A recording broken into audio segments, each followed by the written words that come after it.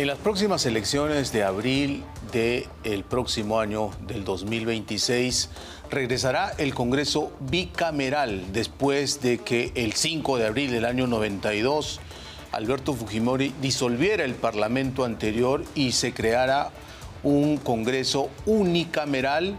Antes habían diputados, senadores, luego solo congresistas, primero fueron 100, ¿no? Porque uno de los argumentos para cerrar el Congreso de ese entonces de Fujimori fue que el Parlamento generaba mucho gasto al erario público, ¿no? Por eso que de 180 diputados y 60 senadores lo bajaron solo a 100 congresistas. Después esto subió a 120, finalmente 130, que es el número actual de congresistas. Bueno, el próximo año vamos a elegir 120 diputados y 60 senadores, una buena parte de ellos nacionales y los otros 27 por 27 jurisdicciones que hay en el país, porque se cuenta Lima Provincias, el Callao y por supuesto los peruanos que viven en el extranjero. Maricelo del Castillo se ha dado el trabajo de analizar con lupa cuántos de los 130 parlamentarios de este Congreso se van a postular a la reelección de alguna manera, porque recuerden que se aprobó la Cámara de Senadores y ellos pueden presentarse al Senado e incluso por la edad algunos insistir como diputados. Nada menos que 89 de los 130 quiere repetir el plato, quiere atornillarse en su curul y va a pedir el voto nuevamente a los ciudadanos. Vamos a conocerlos. ¿Cómo han cambiado todos? Los padres de la patria dejaron el no por el sí y en el último año de su mandato, hoy apuntan a la reelección, cueste lo que cueste. De los 130 congresistas que tenemos, 88, probablemente 89, porque Patricia Chirinos no está considerada, están postulando a la reelección. Sí, el 69% de los parlamentarios, 89 de 130, cruza los dedos para repetir el plato, para sentarse de nuevo en una curul por 5 años más y formar parte del Congreso bicameral del 2026. El partido que lleva más congresistas es Avanza País. Avanza País tiene solo 6 integrantes en su grupo parlamentario actual y está llevando a 7. En el caso de Fuerza Popular es un 86%, digamos de 22 congresistas que tienen en su grupo parlamentario, tienen 19 que están postulando a la reelección. Avanza País también, de 6 congresistas que tienen en su grupo parlamentario, postula a 7, o sea, uno más incluso está sumándose ahí. Tenemos a tanto Perú Libre como Podemos con el 66% de congresistas postulando. Así como sin querer queriendo, la bancada del congresista Flavio Cruz de Perú Libre es el partido que tiene el mayor número de congresistas que aspiran a la reelección, pero que antes, sin titubear, tomaron la decisión de cambiar de bando político. Son los más tránsfugas y los más reeleccionistas. Son 19 congresistas de Perú Libre los que están postulando a la reelección por partidos distintos a Perú Libre. Perú Libre tenía un montón de congresistas que ingresaron, era la bancada más grande, como sabemos, y se han ido acomodando en distintos sectores. Ellos ha dicho, bueno, lo que sea para sobrevivir, yo me pongo la camiseta que me tenga que poner. Pero esta no es la única bancada que prefiere cambiar de camiseta partidaria a conveniencia, pues son más los congresistas los que han decidido canjear sus ideales y ofrecerlas al mejor postor, a la carcasa partidaria que más les convenga a sus intereses. De estos 88, tenemos a 33 congresistas que ya cambiaron, digamos, no solo han cambiado de grupo parlamentario, y algunos de ellos 3, 4, 5 veces, sino que están postulando para un partido distinto por el cual fueron electos, ¿no? Luis Aragón, por ejemplo, que es un caso que ha metido su candidatura y ni siquiera tiene el permiso de Acción Popular y está postulando por Avanza País. Roberto Camiche y Jorge Martí Corena, ambos eran de Perú Libre y ahora están postulando por la Alianza por el Progreso. a Carol Paredes, que ingresó por Acción Popular y ahora está postulando por Avanza País. ¿Quién hubiera imaginado, por ejemplo, que un Guido Bellido le esté haciendo campaña a un Pepe Luna, ¿no? Y acaba de mandar un tuit. Se va a lanzar usted al Senado con el número 5 por Podemos Perú.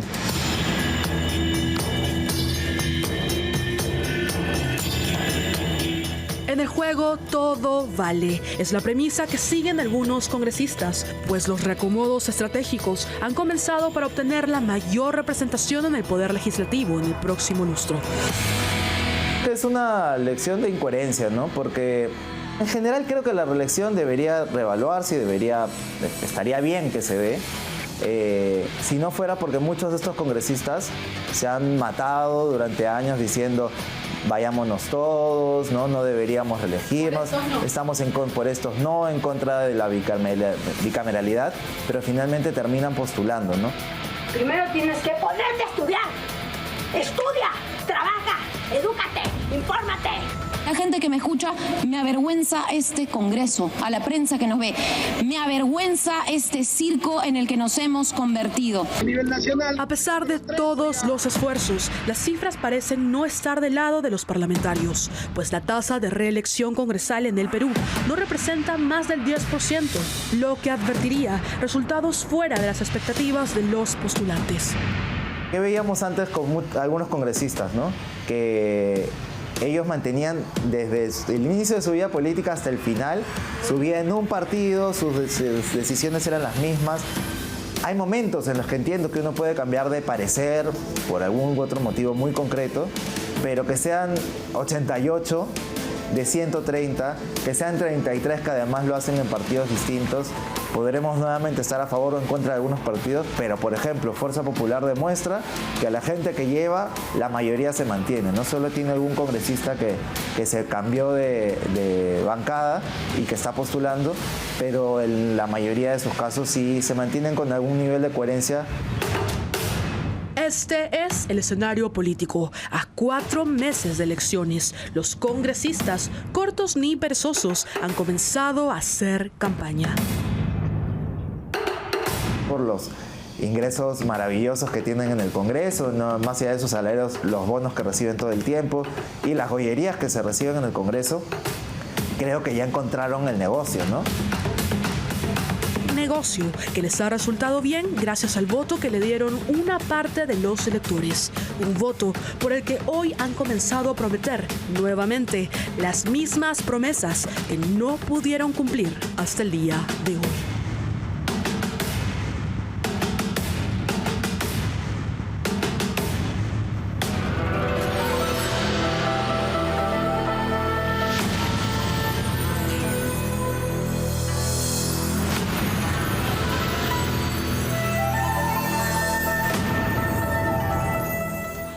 El reportaje de Maricelo del Castillo recordaba las declaraciones eufóricas de congresistas como Sigrid Bazán o Ruth Luque, que obviamente se oponían a la posibilidad de la reelección parlamentaria porque, entre otras cosas, decían que el pueblo en el referéndum de diciembre del 2018, convocado por el inefable Martín Vizcarra, dijo tajantemente no a la reelección parlamentaria. Y debemos recordar que la reelección parlamentaria, en primer lugar, no es automática, ¿no? No es que ellos se postulan y de inmediato están nuevamente en una curul. Por supuesto que pasa por el voto popular. El promedio de reelección en el Perú nunca ha sido ni el 10%. Y por eso que tenemos un Congreso peor que el anterior. Porque si alguien hizo buena gestión, tiene experiencia parlamentaria, conoce de la hermenéutica parlamentaria, que es toda una especialidad, no puede volver a postularse por esta demagogia pura que nos inoculó el lagarto Vizcarra. Por eso tenemos el Congreso que tenemos, entre otras cosas porque se lo debemos a Vizcarra y a sus asesores, los reformólogos de siempre, que han hecho esta cédula tan inmensa con cientos de candidatos entre los que vamos a elegir. Pero ya estamos para hablar de este y otros temas con César Campos, colega periodista de larga data, además analista político y por supuesto hombre de partido también, así que vamos a ir analizando. Partido no estoy inscrito en Sí, ningún partido. claro, pero conoces, ya has militado en un partido Hasta el año 89 en el centenario. Partido Aprista, claro. Y te quería empezar a preguntar por los partidos tradicionales. Por ejemplo, Acción Popular ha quedado fuera de carrera, pero además en un escándalo interno penoso. ¿Qué piensas de Acción Popular? Bueno, el caso de Acción Popular, como también tenemos que introducir lamentablemente el caso del Partido Aprista, mi impresión es que se han dejado absorber por las dinámicas ya existentes y fácticas de partidos que se improvisan. Es decir, en vez de ser los grandes movimientos que enseñaban a los demás a hacer política, prácticamente han adquirido las prácticas o han adquirido el modus operandi de todos los nuevos partidos que son pues improvisados, que son caudillistas, que son... Digamos una involución de la política nacional, ¿no? Y pasa por el hecho de que, en primer lugar, antes eran partidos que nosotros sabíamos que tenían hace más de 40 años sus diferencias, sus tendencias, como es lógico y legítimo que cada uno de estos movimientos lo pueda tener, pero jamás ventilaban pues sus problemas a... Pero no habían niños tampoco, impresentables, ¿no? Por supuesto, que es producto de la improvisación. Por eso lo que estábamos señalando es que los partidos, en vez de ser los grandes profesores, digamos, del resto de los nuevos que surgían como conejos de una galera, precisamente por las formas en que se aprobaron una serie de normas laxas para la existencia de partidos políticos, se convirtieron más bien en parte de ellos, ¿no? Y yo me explico el fenómeno desde esa perspectiva, ¿no? Para los que tenemos cierto tiempo en el periodismo, se denominó a la década del 90 como la década de la antipolítica, ¿no? Porque con Benboom empezaron los llamados outsider, Fujimori, que venía de esa cantera, ¿no? De los llamados, entre comillas, independientes, pero que al final aniquilaron a los partidos políticos, ¿no? Lo que ha quedado es una estructura muy débil. Hoy no sabemos siquiera cuál es la ideología, cuál es la mirada de país, la propuesta de desarrollo político, social, económico. ¿Cómo ves las elecciones del próximo año? Mira, recordando lo que tú señalas, hay que también señalar que Fujimori se encargó de banalizar a los partidos políticos como organizaciones, según la Constitución, llamadas a formar la opinión política de la ciudadanía.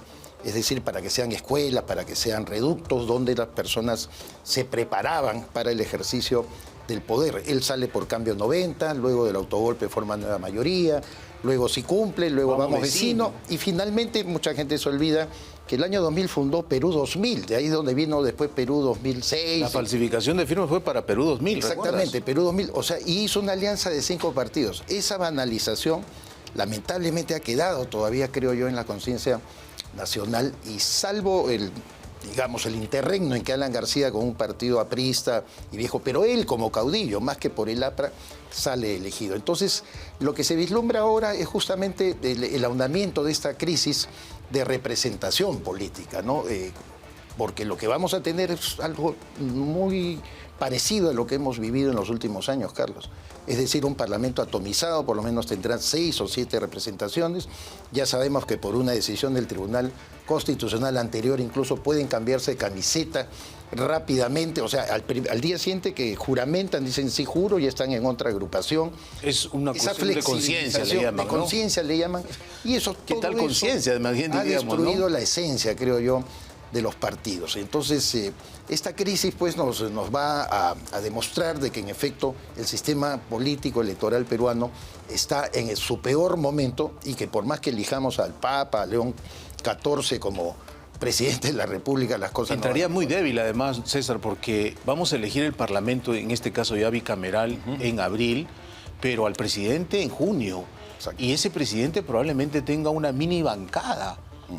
Tiene que haber entonces un gobierno de coalición, de consensos mínimos. ¿Será capaz el nuevo presidente o presidenta de llegar a ese acuerdo mínimo de gobernabilidad? Lo veo muy difícil, porque justamente la manera en que se ha conformado el ejercicio de la representación política, esa representación es más bien de poderes fácticos que existen a nivel nacional. Ya sabemos que la minería ilegal, como antes el narcotráfico, ¿te acuerdas que se hablaba de narcobancadas cuando estaba la señora Obregón, Elsa Malpartida? Había un estudio muy profundo que hicieron Jaime García y Jaime Antesana, yo recuerdo a finales del gobierno de Alan García, diciendo se nos viene una narcobancada, y eso efectivamente existió, como la tala ilegal, la trata de personas. Hoy por hoy las élites no son lo que dicen algunos sociólogos, pues los grandes banqueros que no pueden defender. Los dueños del Perú. Los dueños del Perú no, Ahora hay nuevos dueños. No pueden defender ni sus AFP, mira cómo han perforado todo el sistema previsional privado, y sin embargo estos poderes chiquitos sí tienen, y locales muchas veces, sí tienen... Informales e ilegales. Informales e ilegales tienen mucho más peso. Entonces, lo que va a ocurrir es que, por mucho que el presidente o la presidenta quiera pactar, ellos le van a poner la agenda. Como se la pusieron a Dina Boluarte, como se la han puesto de alguna manera a Gerí, que ejerce esa representación. Hablando de Dina Boluarte, la última encuesta de Ipsos la cataloga como lo peor que le pasó al país, por lo menos en el año que está terminando, 2025. Y mirando la otra cara, lo mejor que le pasó es que el Congreso la vaque, ¿no?, en noviembre de este año. ¿Cómo ves la figura de Dina Boluarte y sobre todo lo que significa este quinquenio con 3 presidentes?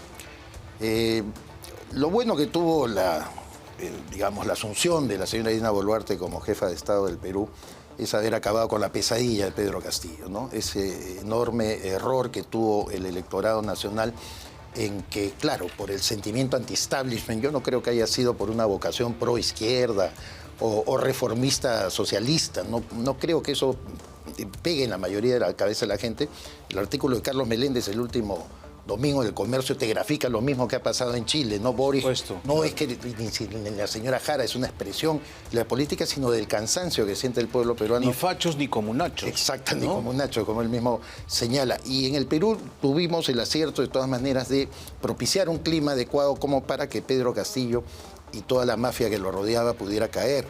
Pero Dina Boluarte no fue mejor, lamentablemente ella misma se petardeó, ella misma con sus gestos, sus actitudes. Demasiada frivolidad e no pudo ponerse a la altura de la dignidad presidencial. Ella debió valorar y sopesar mucho porque estuvo rodeada de buenos ministros, estuvo rodeada de gente que tenía experiencia. El propio Alberto Tarola creo que era una contribución dentro de los marcos que le establecieron, por supuesto, del ejercicio del poder, porque tenía que competir con Nicanor Boluarte para ejercerlo. Trató de empujar algo positivo. Lamentablemente la señora pues no le daba la cabeza, no entendía su situación y sabíamos que en víspera de las elecciones de todas maneras la iban a vacar. Pero mira, para finalizar, ya que tú me preguntas por el quinquenio, Gerí es un fenómeno interesante que uno no llega todavía a procesar ni a comprender por qué tiene esa alta aprobación ciudadana. ¿Cómo explicar los 3 puntos que estaba a nivel de error estadístico que tenía Boluarte en sus últimos días o en sus últimos meses, con más del 50 y tantos % que tiene Gerí, un joven de 39 años, que, para poner solo una diferencia, Dina Boluarte leía estos discursos soporíferos de 5 horas el 28 de julio y Gerí hace discursos de 57 segundos para el TikTok. ¿Solo es eso o hay algo más? ¿Cómo explicas tú desde tu amplia experiencia política? Mira, yo lo he comparado hace algunas semanas, incluso con, ya que tú lo mencionaste, con la emergencia de Alberto Fujimori. Cuando la ciudadanía, el pueblo, el votante se cansa de cierto statu quo y lo atribuye a las organizaciones partidarias, al desgaste que tienen ellos, entonces busca una novedad. Y en la novedad, sobre todo en segundo lugar, está el aspecto de buscar si son ecuménicos o son polarizantes. Claro. El caso de Gerí a mí me llama mucho la atención porque él proviene de un Congreso totalmente desprestigiado. Apenas salió elegido, el presidente del Congreso le sacaron todas las acusaciones de acoso sexual, de haber asediado, de presunta corrupción como presidente de la Comisión de Presupuesto. Empezó a hablar, empezó a actuar, empezó a darle cara a la prensa, cosa que no hacía la señora Boluarte, como tú señalas, comenzó a reducir la capacidad de dar mensajes como para una ciudadanía etaria más bien contemporánea de él y que podía de alguna manera corresponderle con su respaldo. Tercer lugar, es una persona bastante moderada. A mí me da risa, te comentaba fuera de cámara, como toda la caviarada, pues toda la IDL y sus satélites se matan, pero por tratar de bajarse los líderes de pelele, pobre diablo, en las redes sociales, y yo cada vez que sintonizo antiguos amigos nuestros me mato de la risa, porque en vez de darle una lectura a esto y decir, oye, ¿cómo vamos a superar la valla que de repente nos coloca Gerí en la elección del próximo abril, Carlos? Hay que mirar eso. De repente ese sentimiento, el 50% dice, quiero algo parecido a Gerí. Y no nos estamos dando cuenta. No lo estoy asegurando ni afirmando, pero es necesario estudiar el fenómeno, ¿no? Claro, porque además no solo es comunicación política, Exacto. ¿no? Porque él se toma el tiempo incluso de contestar a periodistas, a opinólogos o a ciudadanos anónimos en la cuenta, su cuenta de X, ¿no? Por ejemplo. O hace pequeños gestos, yo digo políticos, de pararse y preguntar a la señora que vende moliente cómo le está yendo, o digamos adoptar un perrito, que alguien dice, oye, qué tal banalidad del presidente, habiendo problemas tan urgentes en el Perú. Claro. Pero sin duda el problema más urgente y más grave que tenemos es la inseguridad ciudadana. Para llamarlo en otros términos, es la criminalidad organizada que está matando 6 ciudadanos al día, producto de las extorsiones, del sicariato, etcétera. ¿Cómo ves este tema? Porque ya pasó 2 meses y medio el gobierno de Gerí. Claro, es la papa más caliente que tiene y yo me temo que no va a poder satisfacerlo. Él mismo, dando la apariencia de retroceso, en vez de que todos estos payasos que están en las redes sociales, los caviares, le reconozcan por lo menos la transparencia, ¿no? Porque si tú dices, yo no voy a poder, por lo menos dejaré una herencia. Y de ahí que hoy día ha señalado en una declaración pública, su gobierno de transición quiere dejar por lo menos algunas anclas que el próximo gobierno la pueda seguir. Ejemplo, el acuerdo fiscal. A mí yo celebro el tema del acuerdo fiscal, Carlos, porque nunca he visto a un jefe de Estado, y sobre todo dependiendo de un parlamento tan populista, que diga necesitamos tener un pacto social y político para que no se siga gastando las arcas fiscales, no se sigan aprobando leyes. Ya tiene la armonía y la trazabilidad con el Tribunal Constitucional, que ha sacado una resolución mediante la cual cualquier iniciativa de gasto escondida que tenga el Congreso se tiene que consultar al Ministerio de Economía y Finanzas. Yo veo con simpatía a esta ministra de Economía, Millares. En el tema de Petroperú, por ejemplo. El tema de Petroperú, caramba, está afrontando otra papa caliente en donde ya saltaron, como yo por lo menos que conozco algo del tema, lo podía prever. Hay demasiados intereses, demasiados circuitos corruptos dentro de la propia estructura. Incluso sindicatos acostumbrados a las gollerías de Petroperú. Son 12 sindicatos, ¿no? En la que, como siempre, te presentan el problema social, esto va a estallar, el Perú se incendia, se van a suicidar 100.000 personas y van a perder su trabajo. Hasta donde he escuchado a la ministra Millares, esa no es su focalización. Lo que ella quiere hacer es un proceso de reestructuración donde a lo mejor van a dividir en unidades tanto la refinería, las 2 refinerías, el oleoducto, la parte administrativa, y de esa manera manejar del lado de proinversión con una cogestión, digamos, mucho más inteligente, con un carácter mucho más privado, porque al fin y al cabo una empresa se tiene que manejar con un criterio privado, y esto no es que vaya a ser la solución tampoco mañana, pero como ha dicho Gerí el día de hoy, a lo mejor están sembrando algo bueno. Son los primeros pasos, ¿no? Para dejar por lo menos encaminado. El tema es qué gobierno vamos a elegir el próximo año. No hay mucha incertidumbre. De hecho, la elección, nos explicaba José Tello, son 3 elecciones en una, pero en el caso del Parlamento hay diputados, Senado Nacional, Senado Regional y Parlamento Andino. O sea, 4 en una, 3 en una, ¿no? Yo digo, solo se va a poner la fotografía de los candidatos presidenciales. No sé si todos serán conocidos, pero luego los símbolos de los partidos. ¿Un elector podrá retener tanto símbolo en una boleta de elección? Ya se ha calculado que por lo menos cada elector va a demorar 5 minutos, 6 minutos, e incluso los que nos consideramos más ilustrados y que creemos que podemos resolver con esto. Cierta experiencia electoral que hemos votado.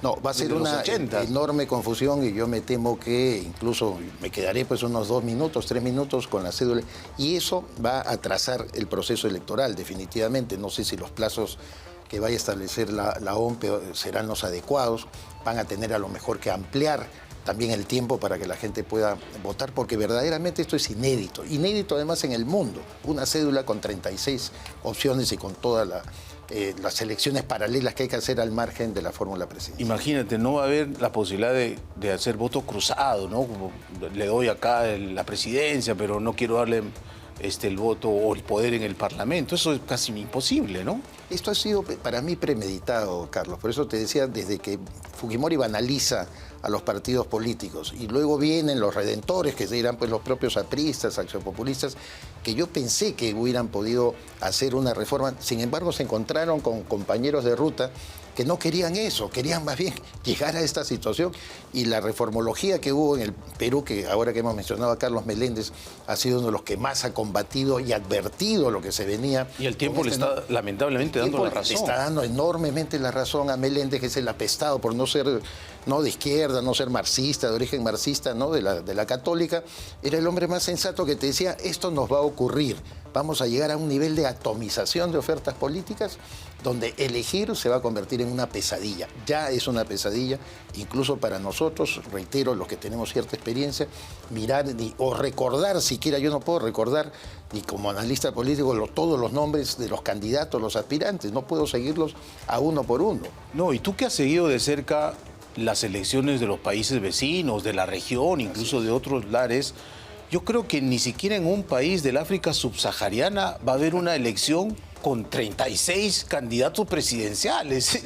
No creo que en los anales de la historia universal exista una elección de ese tamaño, ¿no? Ahora, los reformólogos te ponen como pretexto decir que en el Perú, lamentablemente, el Congreso anterior eliminó las PASO, ¿no? Las primarias abiertas, simultáneas y obligatorias que, en efecto, pudieran, como en Argentina, establecer un filtro previo. Porque así pasa en Argentina, se van a las PASO, claro, y los que pueden haber 40 partidos, y las PASO son los que disuelven todos los partidos que no alcanzan un cierto porcentaje. Pero yo me pongo a pensar, ahora que hablamos de la criminalidad organizada, de la minería ilegal que agrupa a 2 millones de personas o 2 millones... Y tiene 10.000 millones Entonces bastaba que se apropien de cualquier partidito chiquitito, ¿no? Probablemente el de Lagarto, y el Lagarto, por supuesto, hubiera dicho, vengan a mí.